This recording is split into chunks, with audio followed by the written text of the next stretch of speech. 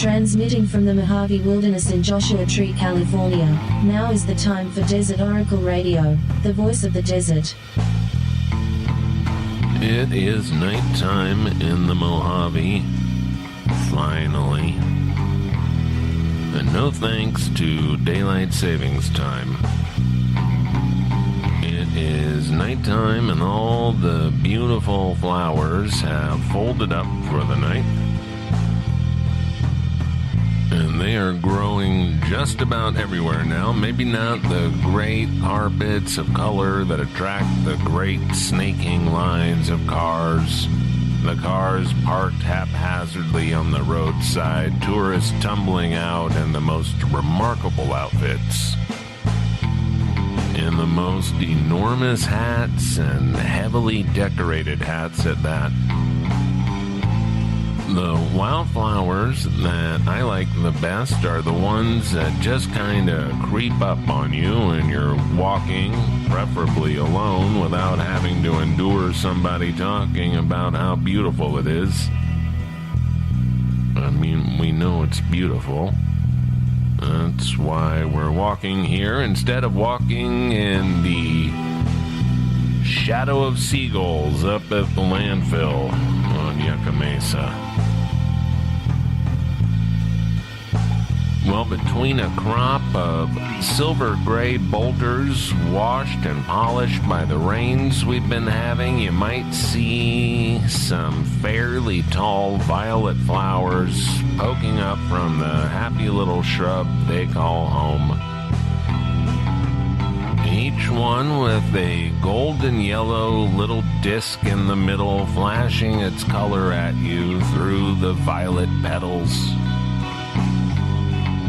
You know what I'm talking about. I'm talking about the Mojave aster. The ends of the petals get a little scraggly and windblown within a few days of blooming, and they remain that way for many weeks,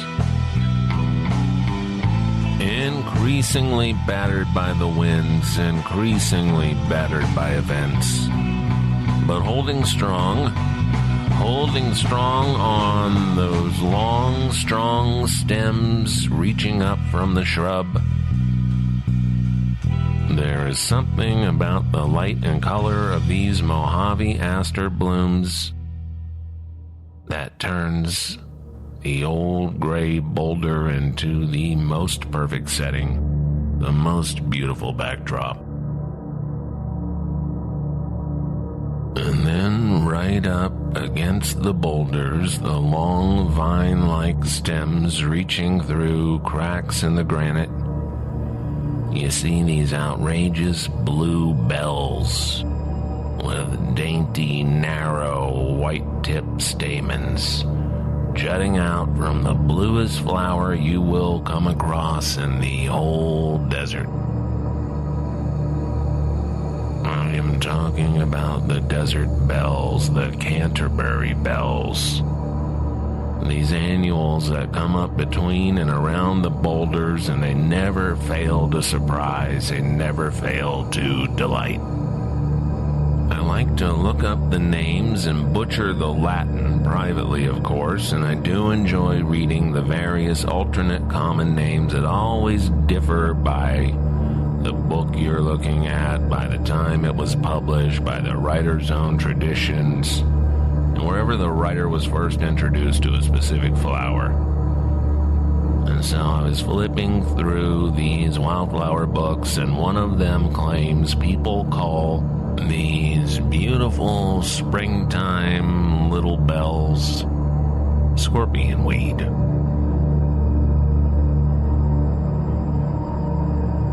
And I wonder who would really say such a thing. What does it have to do with scorpions? Because scorpions also exist in the desert. They're not even out yet, not up here in the higher elevations, thank God. Enjoy your long winter's nap, scorpions. Enjoy being down there with the rattlesnakes. Stay down there as long as you like. I'll still be here in June. Scorpion weed. It's like calling desert dandelions centipede hats. It's just dumb. Of course, if you grew up calling desert bluebells scorpion weed, by all means continue. Otherwise, most people will know what you're talking about if you say Canterbury bells. Or those crazy blue flowers that look like nature's champagne flutes. Or whatever you like. Whatever you want to call them. Now, one thing I've learned about scorpion weed is that it's one of the few desert annuals that grows well around your house. It's an annual herb, as they say, and just like in the high desert, it does well on the edge of your flower bed. It's a shame how such a pretty flower can attract so many hundreds of scorpions per bloom. Truly remarkable. And also not true. That is not true at all, and it's a shame how people can lie so much, spread so much disinformation. Now, the website LAist, that's LA as in Los Angeles with IST on the end, because that's how people would name websites a decade or two ago. They posted this thing with all the Instagram influencers posing amongst the desert wildflowers in their dumb outfits, these comedy suits. Now, if you've lived a blameless life, you don't know what an Instagram influencer is, and you don't care. And I'm sorry to have to ruin that little island of tranquility for you, just for sport, really, and explain to the best of my knowledge, which is both biased and unreliable, that an Instagram influencer is a kind of idiot who has collected just enough followers on Instagram to make a little money on the scam. And usually it's not real money, it's just stuff. Product. Stuff like very large hats that are useless and even a light breeze. Enormous weird shoes with enormous heels that sink right into the desert crust and tear it all up like a motorized tiller. Which is another reason to stay on the trail or in the car or at home. Well, these people were doing their best poses, mostly looking away into the distance as if a random photographer just happened to be walking by and noticed somebody in a lot of makeup and a rhinestone throw rug on their shoulder, and they've pulled maybe a dozen flowers, killed maybe a dozen blooms, and these are now arranged, stupidly, upon their person.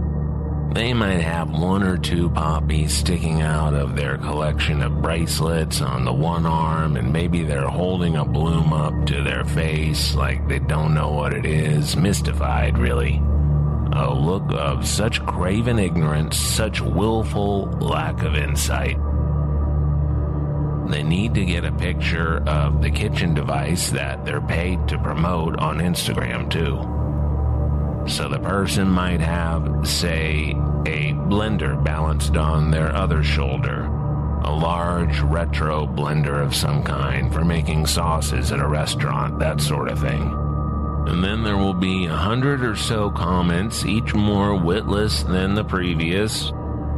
You so hot, one might say, or obviously from the marketing firm. What are some facts about the retro blender, and where can I purchase it online for 3 easy payments of $89.99? Then you got this guy, this human joke, his head tilted like he's having trouble understanding. Again, he is squatting in a field of wildflowers. He has plucked a number of wildflowers, and the stems of these are tucked behind his right ear. He is not wearing a shirt, although he is wearing something like suspenders, old-time clown suspenders. And they are just draped over his shoulders while he squats in a field. Is he even wearing pants? The suspenders, these morphed from orc clown suspenders, are apparently the product the influencer is being paid to promote by draping the product over his shoulders while he squats in a field. Are they selling a lot of suspenders this way? I would love to see some numbers to explain this, to justify the expense of companies paying these people. I would like to see the return on investment. There are approximately 1,000 comments on this one, most of them emoji and none mentioning the product. And nobody seems to be bothered by the wanton destruction of the wildflowers in a national park, a state park, a nature preserve, whatever it is. Just pull them all out of the ground and take your picture and get back in the car and go wait in the coffee chain drive-through line for a while and read over your comments, see what kind of engagement you're getting.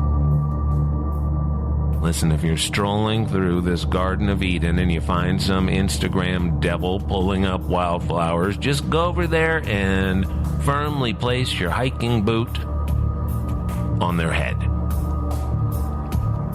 when they're bent down, ruining the desert for everybody. One hiking boot to the head is the universal language for stop being such an idiot. It's legal, too, in the national parks. It's the Defense of Native Plants Act, signed into law on this day in, I don't remember the year, I believe it was Theodore Roosevelt. Look it up. Look it up on Instagram.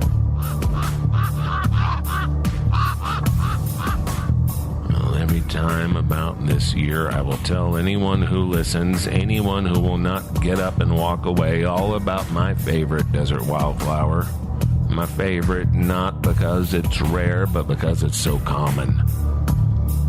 It is the outrageously yellow desert dandelion, which I have always called the yellow dello. These come up on the roadside and the lower elevations before they start popping up all over the hillsides, the washes, why they'll even grow all over an ugly, scraped by a bulldozer half-acre lot in Yucca Valley. They grow all over the disturbed sand and soil from the bulldozers and the flash floods and that sewer system they've been building under Yucca Valley for the past couple of decades. They are generous flowers, generous with their beauty and generous with their kindness. This is the time of year when I go to my office, my poor little roadside office that stinks of diesel smoke, where broken meth pipes and empty tall boys and cigarette butts are the usual presents I find on the porch. Although somebody did leave several lipstick kisses on the front door, and that was nice. That was nice for a change. And then through this usual sea of roadside highway trash, all of a sudden a few brave desert dandelions have popped through the highway debris, through the cracked slab foundation. A couple of brilliant yellow flowers splitting off from the leafy green stems. So every plant is its own little bouquet, the flowers varying in size and color saturation from stem to stem. So you might have a yellow dello that's 2 inches across, surrounded by flowers half that size, some with paler petals, some with bigger and brighter red buttons, some that hug the ground, and some that stand 1.5 feet high. All the same flowers, all desert dandelions. They've got that ridiculous little dot of blood red at the center and the petals ending in 5 little points, like salad tongs or a spork. Or just like what it is, a dandelion. And that's exactly what it means in the original Latin. Lion's teeth. Dumbly and pointlessly, I try to take pictures. The pictures never compare. The pictures are an insult to the memory of gazing upon something so sublime. And then, in shame but not enough, I will post the picture to Desert Oracle's Instagram account and try to maybe get the office sign in the background for branding. Oh, the crimes we commit in the name of... I don't know. name. I commit my crimes, and I don't know which god or devil to blame for my actions. Blame them all, the whole rotten bunch. Go torment some other planet, you bunch of broken record holograms, holographic space goblins. Go do something useful or get lost. The Joshua trees themselves are blooming now. They've got these plump, ivory-colored artichokes that are opening up all around the high desert. And this begins a strange and necessary cycle by which the Joshua tree gets pollinated even though it offers no nectar and hardly any pollen. Because here comes the weird little yucca moth, which appears to be intentionally pollinating the Joshua tree blooms. From tree to tree, the yucca moth is actually laying eggs and stuffing them down in the bloom, where the young will feed on some of the seeds. This one little moth is responsible for maintaining the population of Joshua trees on Earth, which only exist in the Mojave Desert, of course. As long as we leave Joshua tree habitat and don't roast the world,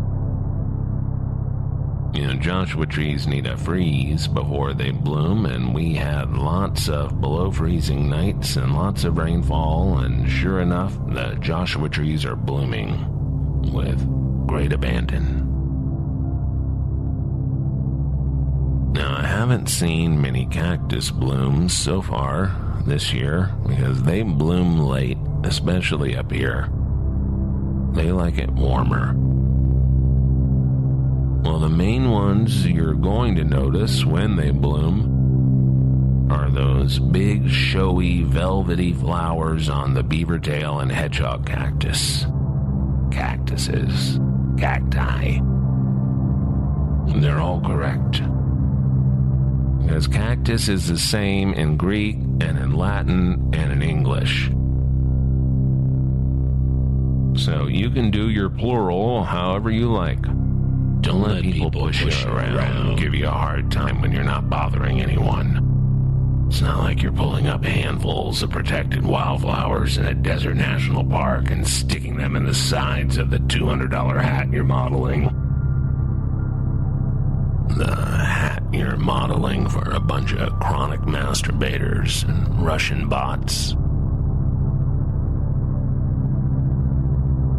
Now, the beaver tail is self-explanatory. Each segment looks like the tail of the beaver, the animal.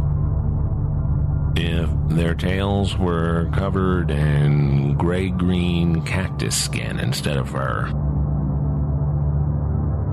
And for about 45 minutes on a single day, which is usually the day before you're there, they have these bright purple and bright pink blooms with layers and layers of very thin petals, fine and thin and silky, and a big mess of golden yellow stuff in the middle, where you will likely see a bee staggering around drunk on the stuff. Well, that's the beaver tail. Don't bother the bee. Don't touch the beaver tail pads either. They only look like they don't have a million tiny thorns.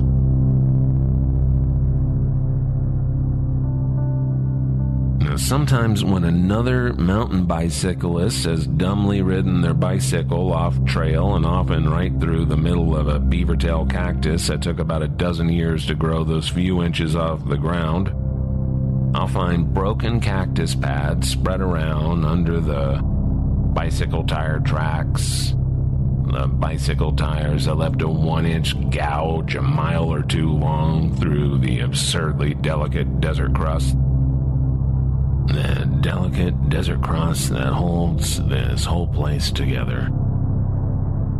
And if I don't have gloves, which I don't, you might find me using whatever proxy hands I can manage, maybe the edge of my phone and one of my car keys, to move these amputated pieces of beavertail cactus out of the sandy trail, maybe to someplace where if it's damp enough, then roots will grow out of the pad and maybe we'll get a new beaver tail going. cactus are magical animals? Remember that next time a nice ripe section of cholla lodges itself in your ankle. It's not a bug, it's a feature. For the cactus, anyway. And for you, it's educational. A beaver tail takes 4 or 5 years to get to the point that it can even produce blossoms. The hedgehog cactus might have a similar bloom, but you will not confuse the cactus itself with a beaver tail. The hedgehog cactus looks nothing like a hedgehog. Nothing at all. But when it gets enough rain, it's a stately thing to see. The color's vibrant on the skin. The thorns very long and very strong. They grow up in little circles like a little Stonehenge. And they stand a foot or two tall mostly. They start blooming in late May around here with big showy blooms much like the beaver tail. And they have an equally wild spread of colors depending on the particular cactus. Sometimes they're purple or blood red like in the visitor guides and the wildflower books. Sometimes they're a beautiful pastel yellow. Sometimes they're half and half. One time I was down in the sand and looking at one of these and trying and failing to take a good picture, and there was what I assumed to be a hungry bumblebee hanging around waiting for me to get out of the way. And then when I stood up, I realized it was a big black tarantula hawk, and it was deeply irritated by my presence. So I did what any self-respecting person would do. Out of pure instinct, I ran away and I hid from it until it stopped angrily flying around and found something else to do. Like lay its eggs in the still-living body of a tarantula that wasn't bothering anybody either. The tarantula hawk is a beautiful thing, a beautiful machine of torture and misery and child-rearing. The tarantula hawk looks like something a 7th grade boy would draw on his Trapper Keeper, or that a heavy metal band in the 1980s would design for its logo. Or some military unit would put on their patches, absurdly oversized, glossy black body and slender blood-red wings that look far too small to carry such a large creature. Now, speaking of the cactus named for an animal one does not generally associate with the Mojave Desert, at a couple of spots on the Mojave River where there's surface water, there are also beavers. The Mojave River beaver, which you can call the Southland beaver as well. When Kit Carson and his scouting and animal trapping party crossed the Mojave Desert, they trapped hundreds of beavers at Deep Creek and along the Narrows.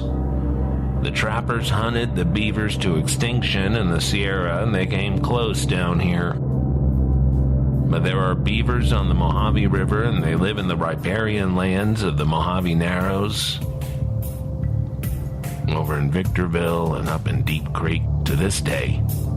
They're partly responsible for such a lush green riparian zone on the Mojave River. Go leave that in a comment on Instagram. You might just blow somebody's mind. And I hope you see some wildflowers tomorrow, especially if you live around here. Don't let the tourists have all the fun. Plus, you know the good places. You know the places without a line to get in. Or you know somebody who knows. Or you can ask somebody who knows. There are all kinds of people who work around here who know all these things. Just ask them. Everywhere you go around here, there are park rangers and botanists and land trust conservationists. People who are just waiting for the chance to tell you all about whatever they know about. Wildlife corridors, the sex life of the yucca moth. There's every kind of weirdo up here, which is good, generally speaking, in moderation.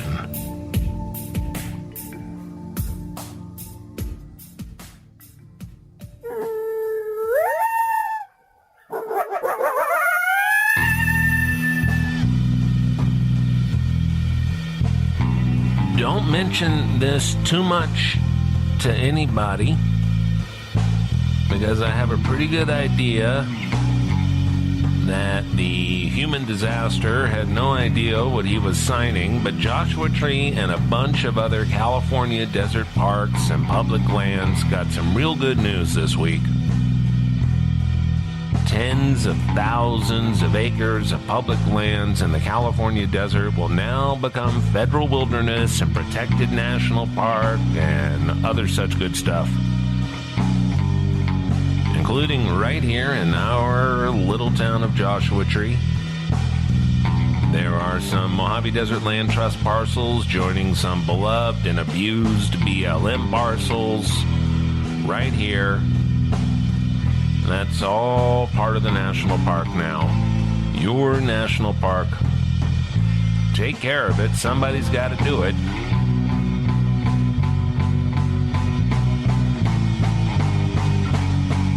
Now that's it for Desert Oracle Radio tonight. Tonight, anyway. I'm your host, Ken Lane. Just a quick mention here as we ride these waves of chaos and delay and delusion like plastic garbage in the Pacific. On April 27, that's a Saturday night, Desert Oracle will be doing this thing with our UFO documentary filmmaker friend and true blue full-time weirdo and mystery man, Jeremy Corbell, at the Joshua Tree Astronomy Arts Theater. You'll see Jeremy's movie about the bizarre Bob Lazar and his claims about Area 51, space monsters. Live soundtrack performed by Red, Blue, Black, Silver. You know him. Jean-Paul from Space Cowboy Books is doing science fiction poetry all under the stars on a spring evening. This is a real high desert freak show. Just the place to break my retirement from public appearances. Music starts at 6 p.m. The doors open at 5:30 p.m. $12 bills at the door. Plenty of standing room for the usual stragglers and ne'er-do-wells. My people. Find out more about what we're doing at desertoracle.com. And good night from the voice of the desert.